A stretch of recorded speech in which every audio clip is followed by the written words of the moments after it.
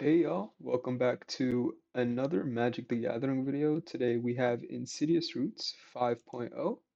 Um, so this is going to be a historic deck. What we're working with is 17 creatures, it's 19 non-creatures. Overall, the mana value base is very low. Average is about 2.5. So that means we're going to be playing a lot of cards, turn 2, turn 3, turn 4. A lot of these 4 and 5 cost cards that are kind of bringing it up is actually just purely board wipes, and you'll see why a bit later. So the colors, Golgari, green, black. And yeah, let's get into more of the specifics of the deck. So this is 5.0 because I have a bunch of Insidious Roots decks. The main gem of this deck is Insidious Roots, and if you guys have never seen Insidious Roots, it's this black-green enchantment. Creature tokens you control have add 1 mana of any color, and whenever one or more creatures leave your graveyard, you create an 0/1 green plant creature token.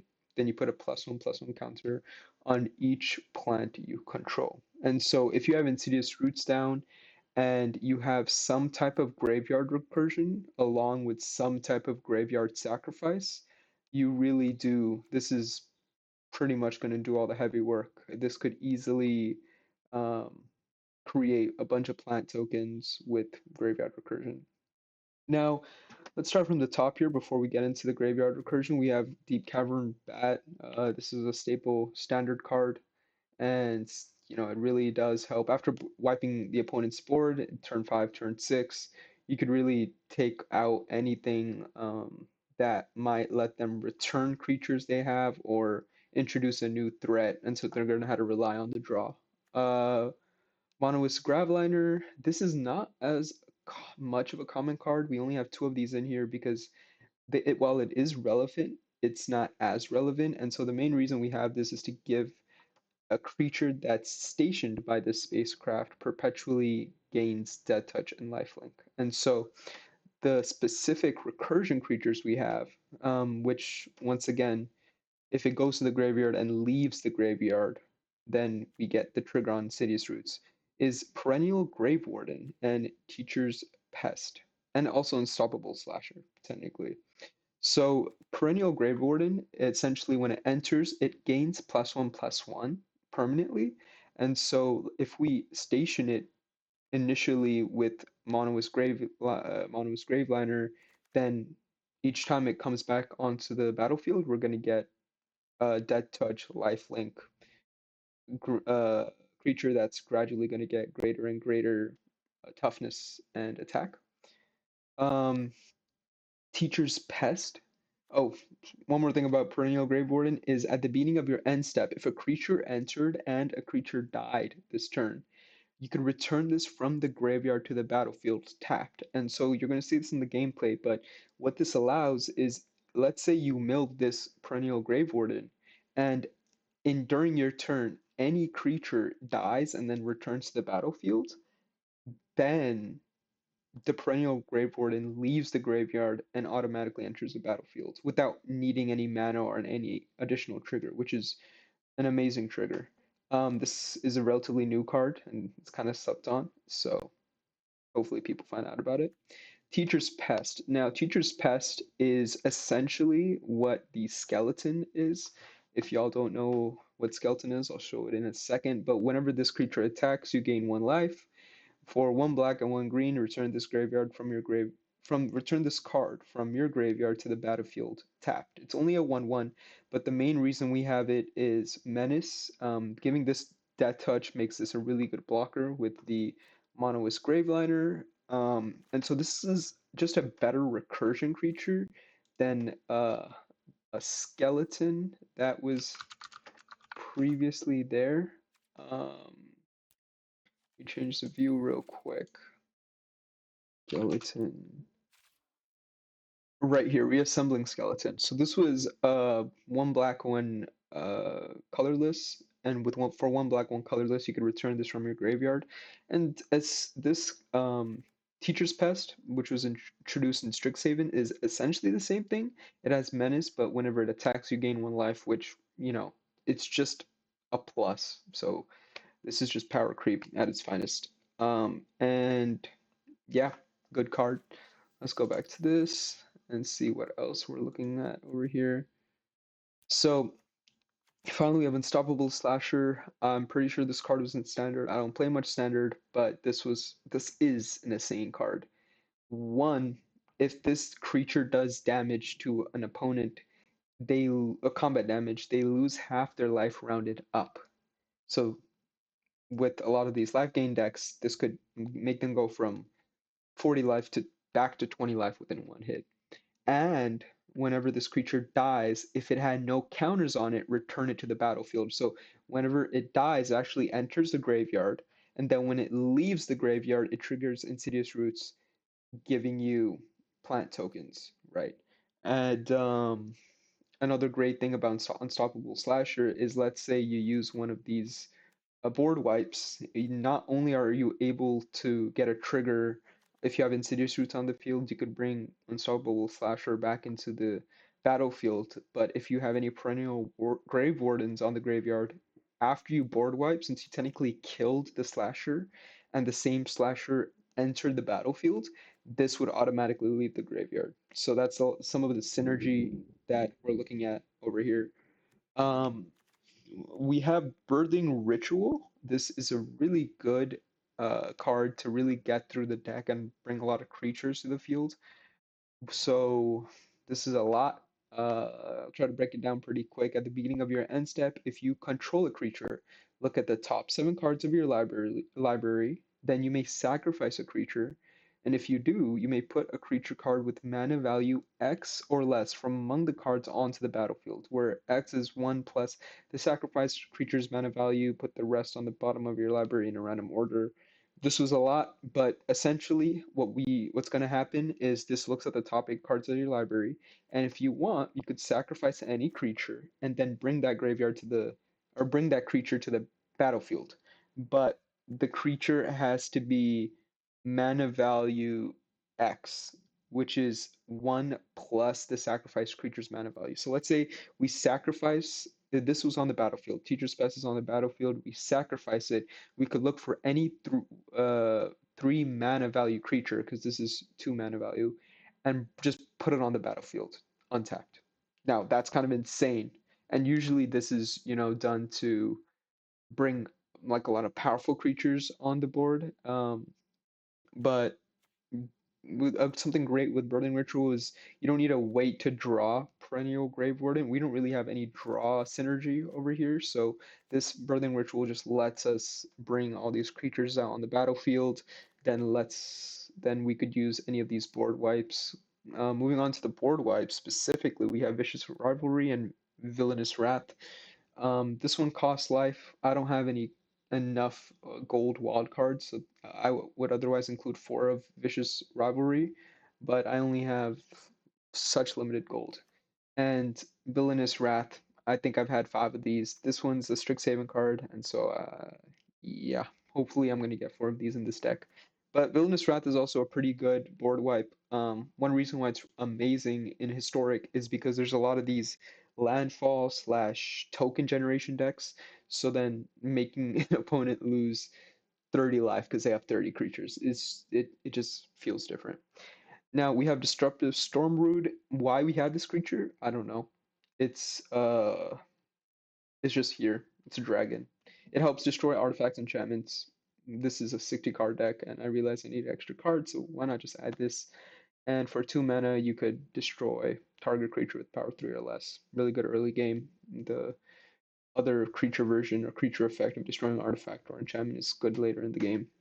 And then this is our mana base. Not a great mana base. I need a few more gold cards for some better green black lands, but this is pretty good so far.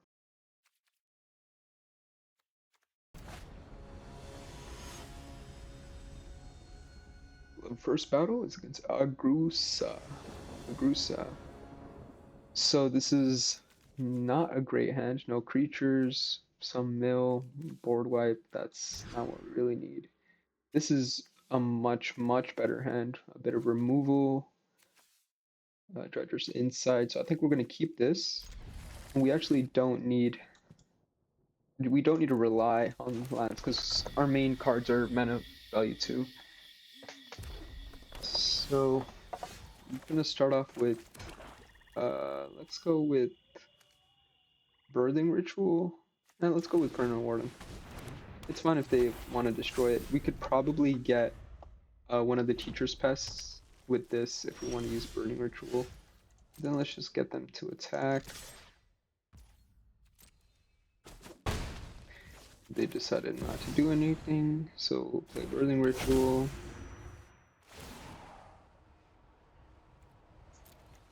And now we have, these are the top 8 cards of our library with Burning Ritual. And so out of these cards, a creature, we could do Unstoppable Slasher or Perennial. Turn 3 Unstoppable Slasher is just amazing. So we're gonna sacrifice this 2 mana value Perennial Grave Warden for an Unstoppable Slasher. One reason that the Grave Warden, it's technically says at the beginning of your end step, if a creature entered, then you could return this to the battlefield. If a creature entered or died. But because this triggers technically first, though it's kind of weird the way it works, you're not going to be able to get the Perennial back on the same turn. So then we have this 3 Eldrazi. Is this an Eldrazi deck? We'll find out. I think I want to just do a Dredgers for now. Just to get through the deck a bit more. We'll scry 1 while we're at it.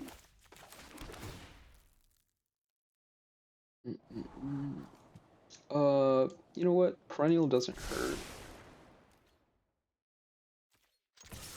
Now let's go into attacks. Okay.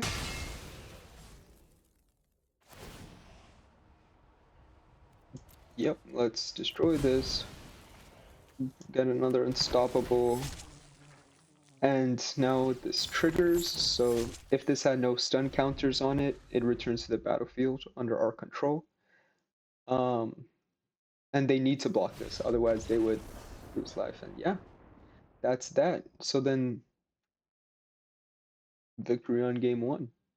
The recursion or playing from the graveyard is just something I'm really into. I love Insidious Roots specifically. I've tried so long to make Insidious Roots work with a lot of cards that leave the graveyard. This is not a bad hand, but the fact that we have no creatures and no way of milling 4 creatures is actually not that great. Could take our chances, but I'm gonna mulligan. Okay, this is much better. I don't think a Deep Cavern Bat for this early is worth it, just because we don't really, and we don't want to board wipe this early on. At least we have some removal. Okay. Got Disruptive Stormbrood. Shonda's Pyroling whenever source you control deals non-combat damage. Okay, we might need to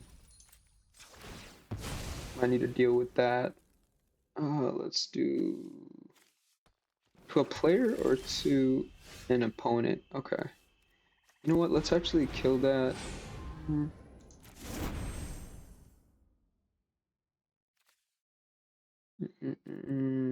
So we have 2 options: play the Perennial or use the Omen on Disruptive Stormbrood to kill this creature.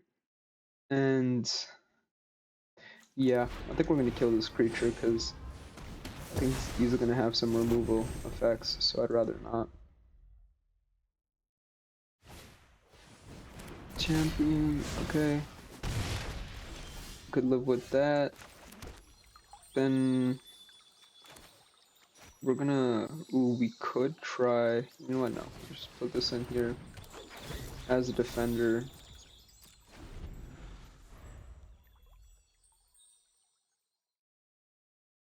So yeah, Insidious Roots, another Chandra's, we might need to deal with that. What does this card do? Whenever this attacks, another target attacking knight gets +1/+1.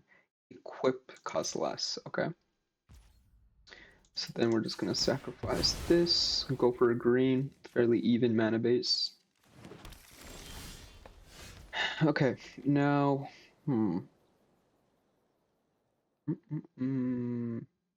I really want to destroy the Chandra's Pyreling. I'm just worried that giving them mana this early is not that great of an idea because it seems like they're kind of mana screwed. I think I'm just gonna go for another perennial while we're at it. Um, and we'll do we'll do no attacks. We're not really worried about not being able to kill them. They seem fairly aggro.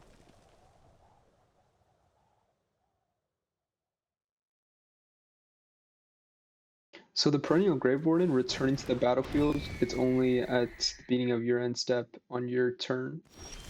So whenever this gets +3/+0 until end of turn, we do not like that. Okay. So we're gonna do no attacks and end turn. I'm gonna destroy the Chandra's Pitfire just because we don't really have creature attacks. Okay. With one or less attacks. So I think this is a good time to just destroy Chandra's Pitfire. So they get a land, but the 3 damage, we don't really have anything to destroy flyers besides that one dragon I showed before in the deck. Okay, someone's confident. It's double strike.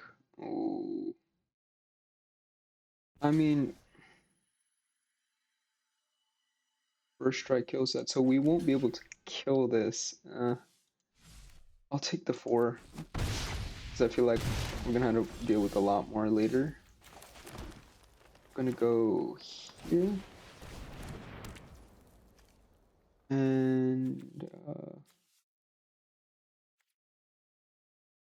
you know what? Let's see what we're dealing with. So, ooh, okay. Whenever creature power 2 or less attacks to play teacher. Ooh, this is actually scary. Create a 1/1 that gains haste and must attack. We could deal with that.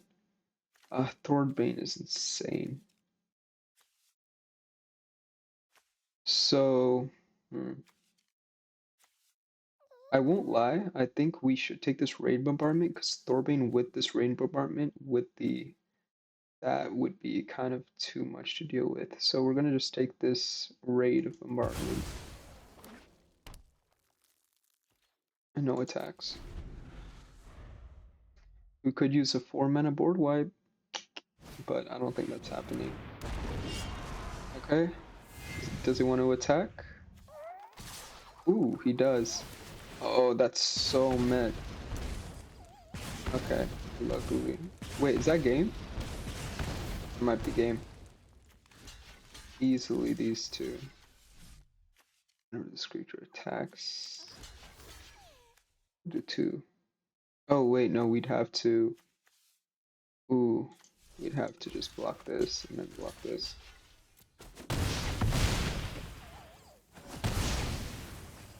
Okay.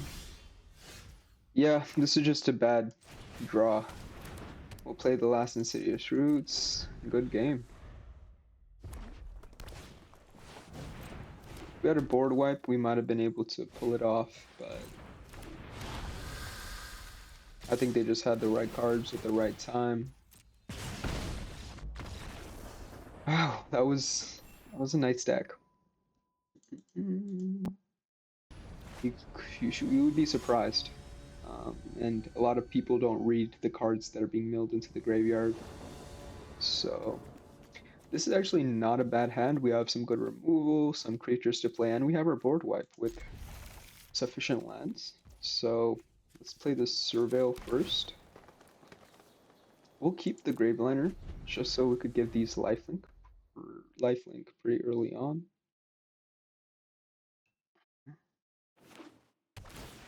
Okay. Another great thing I love about this deck is we don't care if they counter these, because we kind of do want them to be in the graveyard. They're still relevant in the graveyard, so yeah. 2, so they might have a counter up. Well, you know what? We'll just play the Pest. They're more than welcome to counter this if they want to.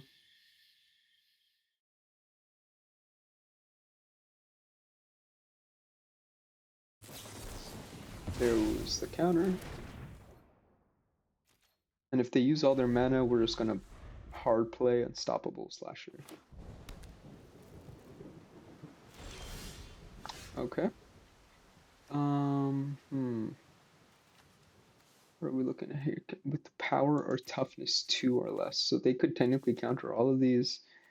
And we really want this Dredger to be relevant, so we actually don't care if they... Well, yeah. Let's bait another counter. They do have it.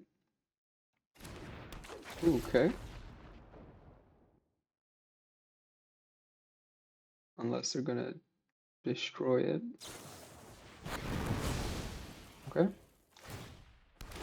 And so this is the trigger we saw. Because this entered the battlefield and it died on the same turn, they brought it back. And so they probably didn't read this card properly. And so they're now doing they used 2 removal spells on it. They have a Niv Mizzet that can't be countered. We couldn't play said Niv Mizzet. We still don't want to play Unstoppable. I think the better play over here is to do Grudgers. If they counter this, it's not the end of the world.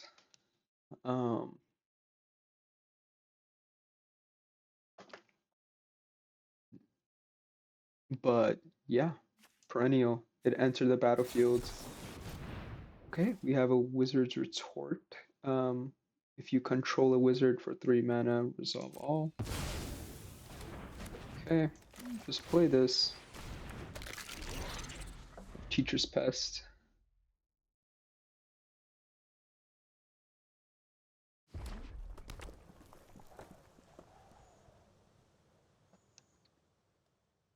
Now, a really bad thing, weakness of this deck would be exiling. You know, if these creatures are exiled, you can't bring them back from the graveyard. Okay, they let this creature pass, which is not bad. I mean, we're just gonna do that. More than welcome to. Okay. Gonna bring this guy back. And you know what? Should we? You know what? No. Because we're gonna get Perennial. Why is Perennial triggering? Well, the Teacher's Pest entered from the graveyard. First, they killed the pest, right? And then we made it come back after entering from the graveyard. Create, then you can just transform. We actually could care less about this right now. One huge reason is right now we could play right here, and then we'll get this as well. No attacks and turn. So I don't know if they're going to be able to deal with the Monoist Graveliner because we stationed it. It became a flying Death Touch lifelink. And if for anyone that doesn't know how station works, essentially when it is stationed, it has haste technically. So because it's an artifact, and artifacts quote unquote have haste, and so this becomes an artifact creature. It still has that haste once it's fully stationed.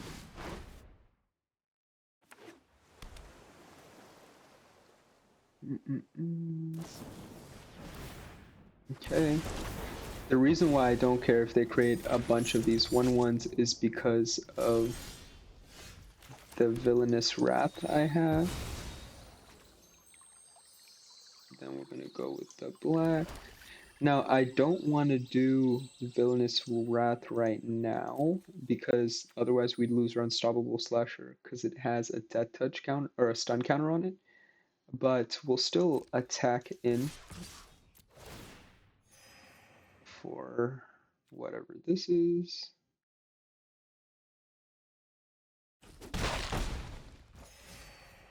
And we'll enter here.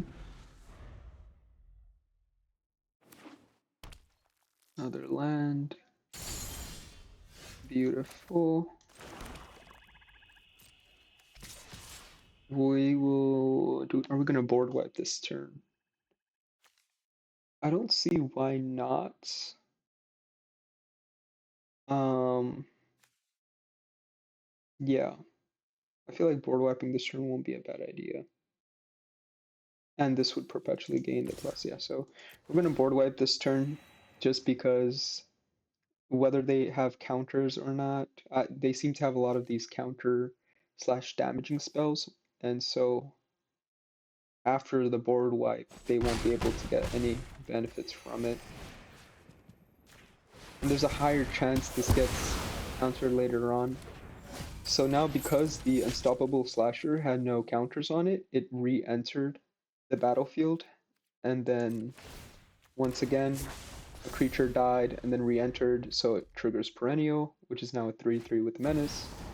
Varney is very scary, but we do have a response. So before our turn starts, it's a pretty good card. This is not an enchantment, right? It's a creature. So we do want to kill the Vivi or Vivi Ornithopter, play the Perennial, attack in. And a lot of these creatures have Menace, so a Dead Touch lifelink with Menace, the Dead Touch and Menace is a beautiful combo. Because you could then assign one combat damage point to each creature. Strike ranked. Meteor. That's a very nice name. Ooh, okay, what do we have here? I don't like this hand as much because we don't really want unstoppable, or at least two of them. So first off, Deep Cavern Bat, I don't like playing it early because it's so prone to removal. Um, I do like Birthing Ritual, I just don't like the fact that we might have to kill our Unstoppable Slashers for it. So we're gonna do one mulligan. This is a much better hand already because we have a Birthing Ritual and something cheap to sacrifice and put into the graveyard. Once again, Disruptive Stormbrood. Um, we're actually going, we want to keep some removal. We're actually going to put this Perennial back in just so that we could have Teacher's Pest sacrifice to Birthing Ritual. And if they remove it, there's not a chance. Oh, we might lose this one because this seems like a very quick deck, quick high damage deck.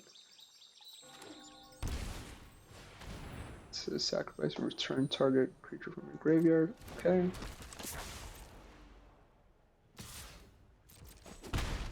I'm fine with that.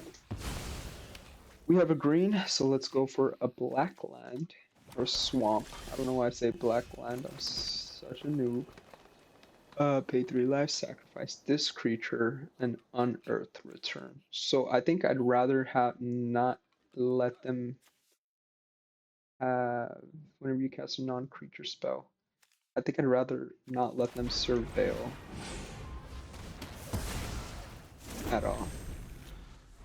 So then we have two Teacher's Pests now, which is always two is better than one.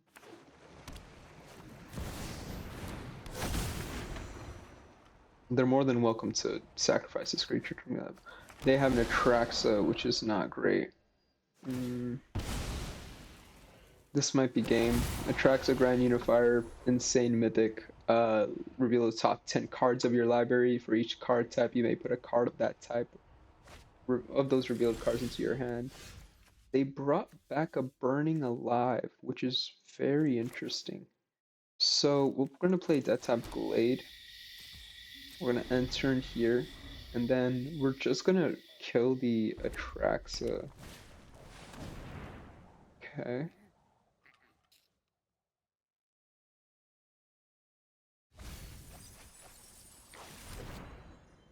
The unearth of this creature might.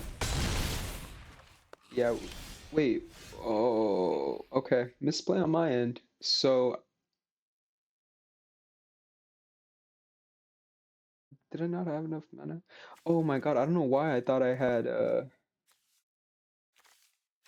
don't know why I thought I had a removal spell for Atraxa. Yeah, this is game. Not much we could do, but just to show y'all how this would have worked, then we could have brought this guy back here. And then since that was 2 mana, the Teacher's Pest was 2 mana, we bring back Unstoppable, and then you attack from here. You know, this deck, you see there's a lot of decks better in Historic Ranked, because Historic is such a crazy format. I don't think Unstoppable is legal in Standard, and yeah, but this is just such a cool deck, and it has such a nice quirk to it that makes it just so much fun. Uh, that would have been game, so it's interesting that they don't really want to kill my creatures. But regardless, I don't think we have much of a choice, so we'll just play this. This is pretty much game. If we got a board wipe, then we would have been able to get out of the situation pretty easily. See, so now you see when combat damage is assigned, because this has death touch, we could assign 1 combat damage to multiple creatures. So that still dies because of death touch, and then we have the unstoppable back on the field. It doesn't really matter at this point. We'll just get the Deep Cavern Bat. Technically we could stop when Atraxa it, but we have 1 life. They could do so much and kill us pretty much.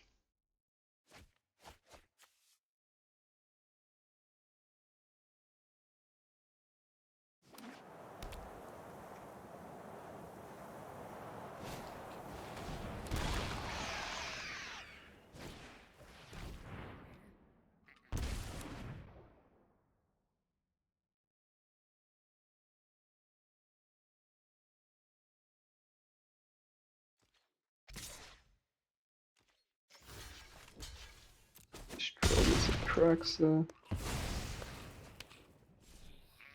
I guess this allows them to face this looting, which gives them a bunch more recursion. Creatures. Teacher's Pest is not what we wanted, but we'll take it.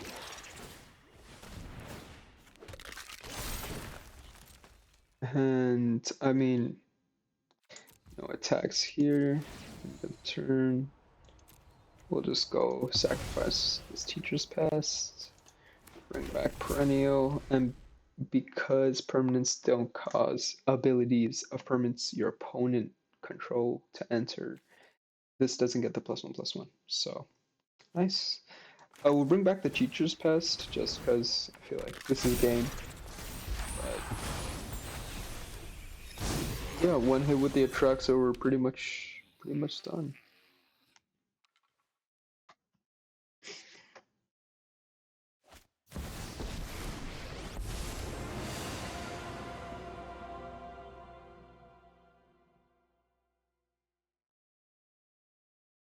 Now, if we could if they feel like letting us live, which they don't, and we got a board wipe, that would have been nice.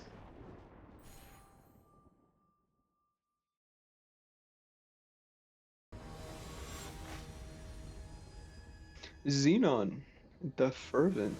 Beautiful character, Xenon. Love the avatar. This is less than ideal. We Deep Cavern Bats, like I said, I don't really like playing them turn 1, turn 2.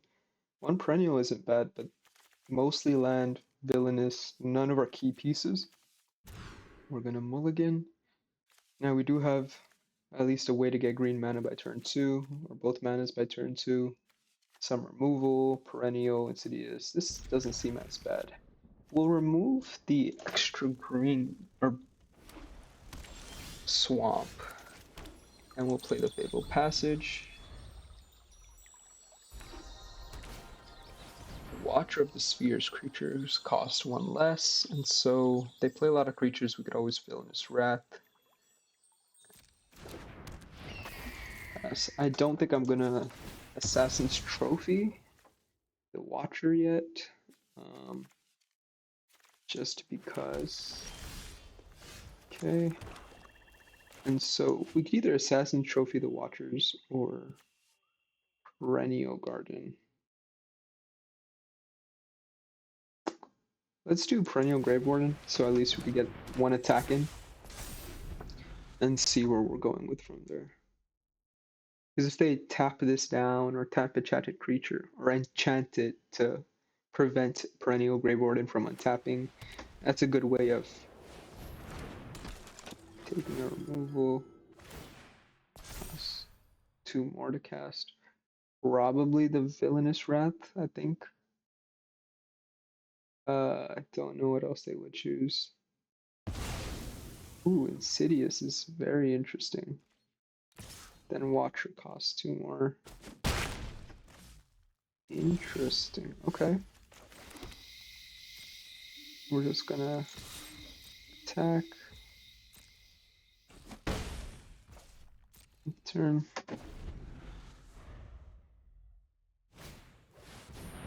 Whenever you cast a non-creature. Ooh, we love that. We actually don't even care about the Watcher right now. I think we should. Ooh, yeah. We're taking 6, which is a lot. We could destroy the Watcher. But the issue is then we're just gonna do no blocks. The issue is then once again this Villainous Wrath is gonna be returned to the battlefield, which would make Villainous Wrath cost 2 more, which is less than ideal. Okay. Another Perennial, but we're gonna probably play Insidious Roots first. Just to make that. One second, cool. I don't know if they know. Maybe they have 3 Kaikars. Exile. Ooh, interesting. Take action. We'll do a black. So Pat's exile. See, we would lose right now, but luckily we have plenty of lands. Okay. Just destroy all these creatures. So we could actually play Perennial if a creature entered and a creature died. So we could kill this Watcher with Assassin's Trophy. Play the... Okay, so what we're going to do is Perennial has the ability that at the beginning of your end step, if a creature entered and a creature died. So that doesn't necessarily have to be our creature, though often it is. What I'm going to do right now is during our turn, I'm going to Assassin's Trophy the Watcher of Spheres, play the Perennial, which would then trigger the other Perennial. Why do we not have any other Perennials in our creature when you cast it?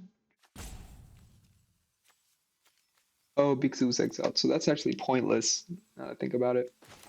What we're gonna do right now instead is play Teacher's Pest. I guess we could just play everything right now. I'm probably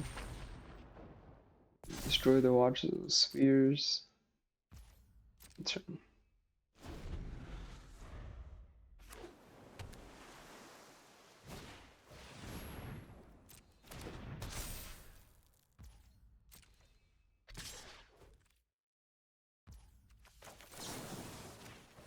Play the Assassin's Trophy. That's probably a counter.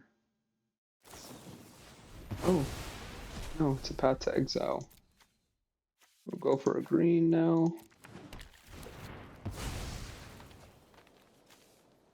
So Assassin's Trophy, it costs a bit more, but Path's Exile is just so much better. It's a 1 mana removal. Unstoppable Slasher could not have asked for anything better. Okay. We're gonna go for all attacks. And we're slowly gaining life with Teacher's Pest. Around half their life. Play another Teacher's Pest. Is it another path? The counter is very interesting. The reason I say it's interesting is because we can now play this from the graveyard.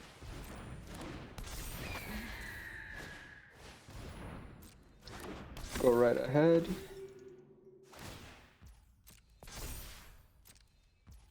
Nothing's in my hand, and so because they countered this, we could play this from the graveyard, triggering Insidious Roots, giving us a plant token. Now we'll Dredger's Insight, so we're gonna mill 4 cards. Temple of Milady, which is less than ideal, but put that at the bottom. Then attack with all, accept this plant token, because this plant token could get bigger and bigger given time. And this is lethal, so I think they'd have to block this. So there we go. So they need a board wipe or something to destroy everything. Okay, so I think they still lost, but good game. This was very well played. Honest Graveliner. Honestly, we could do one of these like that. Go full attack. Then that should be game. Xenon, it was great battling you.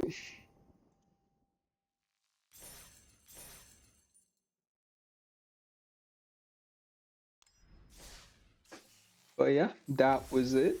Hope you guys liked the video. Hope you guys liked the deck. If you guys want to see more amazing decks like this one, let me know in the comments. If you guys like this deck, let me know. It's kind of unique, it's kind of different. It's not what other decks really try to do or really did. I know some decks try to use Insidious Roots in different ways, using Tyber the Brawler or the Cauldron is a popular one, but this is just my own flavor, my own twist to it. And yeah.